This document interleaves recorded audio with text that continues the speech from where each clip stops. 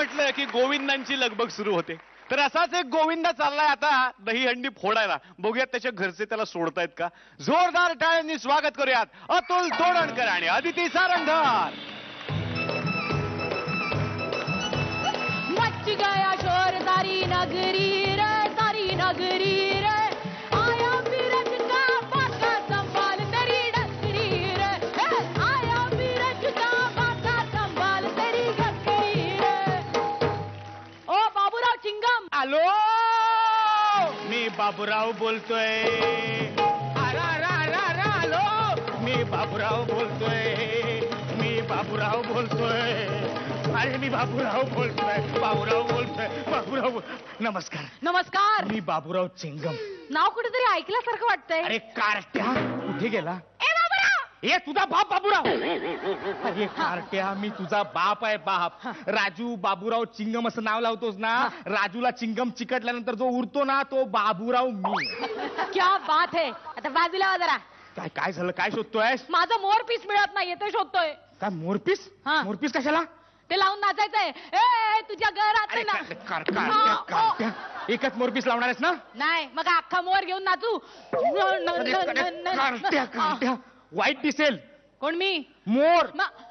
तुम्हाला मोर महत्वाचा आहे का तुमच्या समोरचा महत्वाचा आहे. अरे कारट्या तू समोरचा माझा एकुलता एक मुलगा आहेस रे. तूच माझ्यासाठी फार महत्वाचा आहे. हे बघ आता वय उतरत चाललंय. जरा नोकरी धंदा शोध आणि कुठेतरी सेटल हो.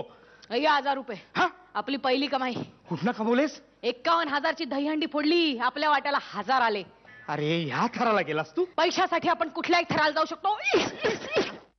दहीहंडीच्या पहिल्या वेळी आपण पहिल्या थराला होतो, मग दुसऱ्या थराला, मग तिसऱ्या थराला, मग ग्राउंडला. का का काय खालचं थरराट असतील तर वरच्यांचा थरथराट नाही होणार. अरे कारट्या. हे तुझा बाप बाबूराव. अरे कारट्या तुम्ही दारू पिऊन दहीहंडीचे थर लावता का. तुम्ही नाही पित.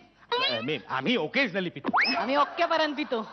म्हणजे दिवाळी, दसरा, हॅपी बर्थडे, दहीहंडी, गणपती असं सगळं फेस्टिवल टू फेस्टिवल असतं. काय बोलतोस तू रे. राहू दे. तुम्हाला काय करणार दहीहंडीचं थ्रिल. का का का आम्हाला का नाही करणार. आम्ही पण दहीहंडी फोडली होती.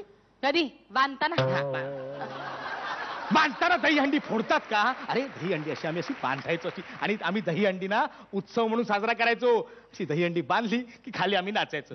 गोविंदा रे गोपाळा, गोविंदा रे गोपाळा. ए तुझा बाप बाबूराव. ए तुझा बाप. काय बोलतो काय बोलतो तू. ती अशी दहीहंडी आम्ही अशी सजवली ना की खाली आम्ही नाचायचो, गाणी गायचो, मस्त धमाल करायचो आणि थकलो की दहीहंडी ती फोडून टाकायचो. 2 थर लावून. 2 थराची दहीहंडी. मग थर कशाला लावायचा. सुलावर चढून पण फोडता आली असती. टपाक. अरे कारट्या दहीहंडी फोडण्यापेक्षा माणसं जोडण्यासाठी आम्ही उत्सव साजरे करायचो. तुमची कसली ती चिरकुट दहीहंडी 2 थराची.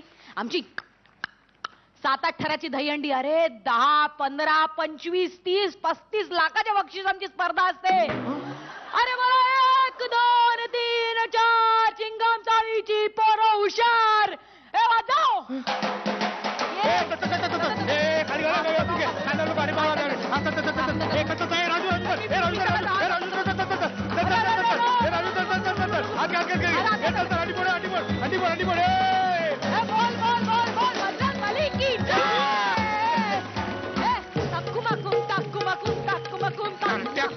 नाचतोच काय. अरे अशा रस्त्यावर नाचण्यापेक्षा कुठेतरी नोकरी धंदा शोध रे. स्वतःची डेव्हलपमेंट कर. तुम्ही केली का स्वतःची डेव्हलपमेंट. चाळीचं सेक्रेटरी चाळीची पण नाही केली डेव्हलपमेंट. एवढे बिल्डर आले होते. हो पण त्यातला एकही योग्य नव्हता. हो पण आपला खुराडा सोडून आपल्याला 1 BHK फ्लॅट देत होता. शिवाय संडास बाथरूम आपल्याच घरात. अरे देवा संडास बाथरूम आपल्याच घरात. बरं झालं फ्लॅट घेतला नाही तू. नाहीतर सगळे चाळकरी सकाळी सकाळी आले असते आपल्या दारात. अरे आपल्या घरात म्हणजे आपापल्या घरात.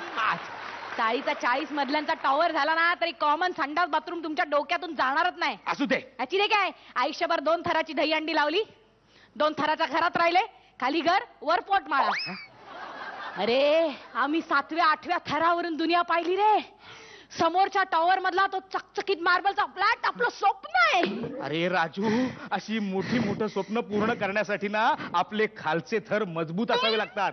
हे जर थर असे डगमगले ना तर दहीहंडीच्या रशीला लटकावं लागेल त्या समोरच्या टॉवरच्या बाल्कनीत वाळत घातलेल्या पेजाम्यासारखं.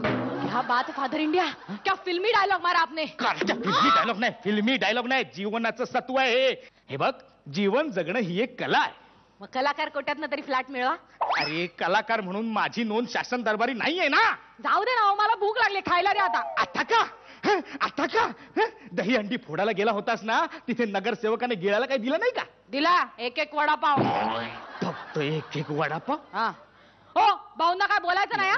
भाऊंचं तत्व आहे, ड्रायव्हर पगारावर, कार्यकर्ता वडापाववर. अरे तीच वडापावची गाडी लावली असतीस ना ह्या वर्षी तर धंदा तरी झाला असता थोडाफार. भांडवलासाठी पैसा मागितला होता. हा, हा, काय केलं?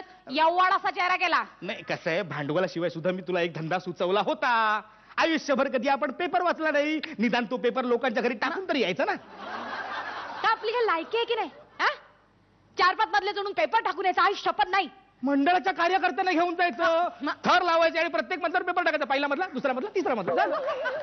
आई शपथ, एवढ्या वेळापासून खायला मागतोय, फालतूचं लेक्चर ऐकवताय. जाऊ दे, चल मी जाऊन आता चायनीजच खातो. अरे नको नको नको, हे बघ सणाच्या दिवशी चायनीज खाऊ नको. मी पुरणपोळी केली ती आणतो तुझ्यासाठी. काय नको, सकाळपासून एवढं फालतूचं लेक्चर झाडलं, आता कशाला पुरणपोळी देताय? काय नाही, आता 1, 2, 3, 4, 5 लाख रुपये 25 हंड्या फोडून आणतो ना आणि नंतर तुमच्या घरातलं खातो. अरे, नाही, नाही, पैशासाठी- तुम्ही दिलं नाही ना तर मी काय मरणार नाही. आलो आलो अरे आलो. अरे अरे अरे राजू ऐक ना, हे बघ, अरे मी पुरणपोळी आणतो. राजू राजू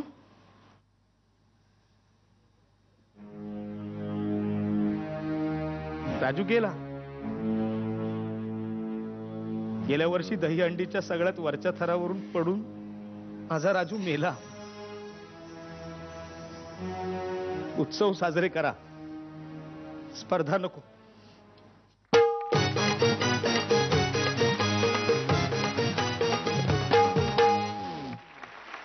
जोरदार टाळ्या या जोडीसाठी. खरंच फार महत्वाचा थॉट तुम्ही सगळ्यांच्या समोर मांडलेला आहे. बघूयात प्रेक्षक परीक्षक काय म्हणतायत, किती गुण देणार. 7 गुण.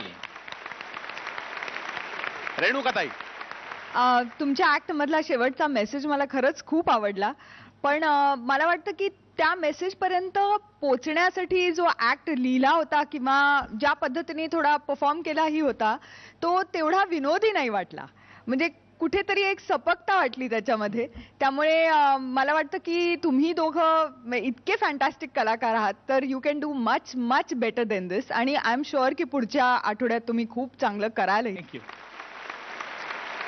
निर्मितीताई, नाही नाही, मला असे नाही बघायचे तुमचे ऍक्ट. चांगले चांगले ऍक्ट बघायचे आहेत. हा नाही जमला, पुढच्या वेळेस चांगलं करा. नक्की. All the best. रेणुकाताई किती गुण देणार तुम्ही? 8 गुण. आधीचे 28, आत्ताचे 15, 43 गुण. आणि उद्या आहे एलिमिनेशन. तेव्हा तुम्हाला खूप साऱ्या शुभेच्छा. प्लीज जोरदार टाळ्या.